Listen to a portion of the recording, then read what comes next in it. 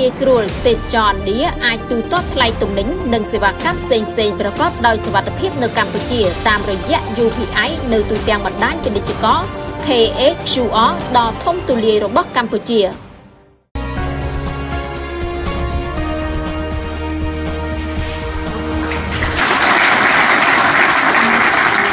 នេះគឺជាកិច្ចសហប្រតិបត្តិការទូទាត់ឆ្លងដែនតាមរយៈ QR Code រវាងកម្ពុជានិងសាធារណរដ្ឋឥណ្ឌាសម្រាប់ដំណាក់កាលទី1 India Scan QR Code របស់កម្ពុជា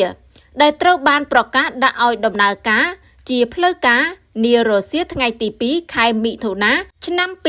2026នៅសន្តាគារ Rosewood ក្នុងរាជធានីភ្នំពេញក្រោមអធិបតីភាពលោកជំទាវបណ្ឌិតជាសេរីទេសាភិបាលធនាគារជាតិនៃកម្ពុជានិងតំណាងមកពីធនាគារកណ្ដាលប្រទេសឥណ្ឌាកិច្ចសហប្រតិបត្តិការនេះមានគោលបំណងពង្រីកវិសាលភាពនៃការទូទាត់ប្រាក់ Digital រវាងព្រះរាជាណាចក្រកម្ពុជានិងសាធារណរដ្ឋឥណ្ឌាព្រមទាំងគាំទ្រដល់វិស័យទេសចរណ៍នៃប្រទេសទាំងពីរការតភ្ជាប់ប្រព័ន្ធទូទាត់ Digital ទ្វេភាគីនេះគឺស្របគ្នានឹងចក្ខុវិស័យអាស៊ានក្នុងការលើកកម្ពស់សេដ្ឋកិច្ច Digital ការធ្វើសមាហរណកម្មថ្នាក់តំបន់និងផ្ដល់ជម្រើសទូទាត់ឆ្លងដែនដែលរហ័សមានសុវត្ថិភាពនិងតម្លៃសមរម្យជាងនេះទៀតការតភ្ជាប់នេះបានសម្រួលការទូទាត់សម្រាប់ភ្ញៀវទេសចរព្រមទាំងជួយជំរុញកំណើនពាណិជ្ជកម្មធុរកិច្ចនិងវិស័យទេសចររវាងប្រទេសទាំងពីរកាន់តែខ្លាំងក្លាថែមទៀតគួររំលឹកផងដែរថាធនាគារ Esilida បានដាក់ឲ្យដំណើរការជាផ្លូវការនៅសេវាទូទាត់ឆ្លងដែនតាម QR Code ចាប់តាំងពីឆ្នាំ2020ដើម្បីឆ្លើយតបនឹងតម្រូវការទីផ្សារដែលជួយឲ្យអតិថិជនអាចធ្វើប្រតិបត្តិការទូទាត់តាមរយៈ QR Code បានភ្លាមៗនិងដោយរលូននៅទូទាំងតំបន់អាស៊ាននិងប្រទេសដៃគូជាច្រើនតួយ៉ាងដូចជាសាធារណរដ្ឋឥណ្ឌាដំណាក់កាលទី1 India Scan QR Code របស់កម្ពុជានាថ្ងៃនេះគឺជាការបោះជំហានដ៏ធំមួយក្នុងប្រវត្តិសាស្ត្រពង្រឹងការតភ្ជាប់ប្រព័ន្ធហិរញ្ញវត្ថុនៅក្នុងតំបន់និងអន្តរជាតិកិច្ចសហប្រតិបត្តិការនេះមិនត្រឹមតែជាការដាក់ឲ្យដំណើរការប្រព័ន្ធបច្ចេកទេសប៉ុណ្ណោះទេប៉ុន្តែជាការកសាងមធ្យោបាយទូទាត់ Digital ដ៏ទំនើបមួយរវាងព្រះរាជាណាចក្រកម្ពុជានិងសាធារណរដ្ឋឥណ្ឌាព្រមទាំងពង្រឹងទំនាក់ទំនងទេសចរនិងពាណិជ្ជកម្មរវាងប្រទេសទាំងពីរផងដែរបណ្ឌិតអិនចាន់នីប្រធាននាយកប្រតិបត្តិធនាគារ Esilida PLC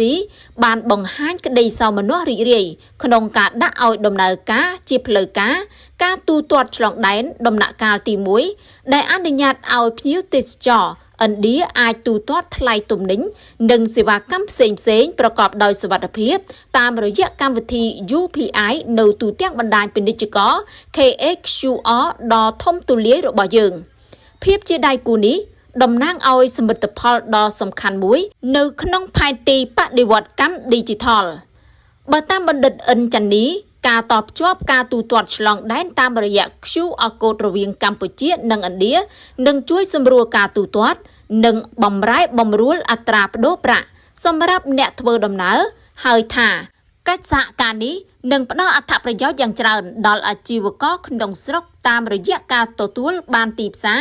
Digital ដែលមានសន្ទុះខ្ពស់ការជួយបង្កើនប្រសិទ្ធភាពនៃការគ្រប់គ្រងសាច់ប្រាក់និងការបង្កើនសមត្ថភាពប្រតិបត្តិការតាមរយៈការទូទាត់ភ្លាមៗនិងមានសុវត្ថិភាពខ្ពស់លោក Ritesh Shukla នាយកប្រតិបត្តិក្រុមហ៊ុន NPCL International បានមានប្រសាសន៍ថាការដាក់ឲ្យដំណើរការសម្រាប់ការទូទាត់តាមរយៈកម្មវិធី UPI នៅក្នុងប្រទេសកម្ពុជាគឺជាប្រតិបត្តិការដ៏សំខាន់មួយនៅក្នុងដំណើរការនៃការទូទាត់ឆ្លងដែននេះជាងនេះទៀតការទូទាត់នេះនឹងផ្ដល់ជូនភ្ញៀវទេសចរដែលជាជនជាតិឥណ្ឌានៅភាពរីករាយនឹងបទពិសោធន៍ទូទាត់ប្រកបដោយសុវត្ថិភាពខ្ពស់និងមានភាពងាយស្រួលខណៈពេលដែលពាណិជ្ជករកម្ពុជាទទួលបានអ្នកប្រើប្រាស់ Digital ដំបូងរាប់លាននាក់អំពីធនាគារ Esilida PLC គិតត្រឹមដំណាច់ខែមីនាឆ្នាំ2026នេះមានទ្រព្យសកម្មសរុបចំនួនជាង 11.85 ប៊ីលានដុល្លារអាមេរិកប្រាក់បញ្ញើសន្សំសរុបចំនួន 9.28 ប៊ីលានដុល្លារអាមេរិកនិងមានអតិថិជនប្រមាណជាង 6 លាន 2 សែននាក់និងមានដៃគូអាជីវកម្មសរុបច្រើនជាង 79 លានដៃគូនិងមានអ្នកប្រើប្រាស់ AC Lida Super App សរុបចំនួន 75 លាននាក់។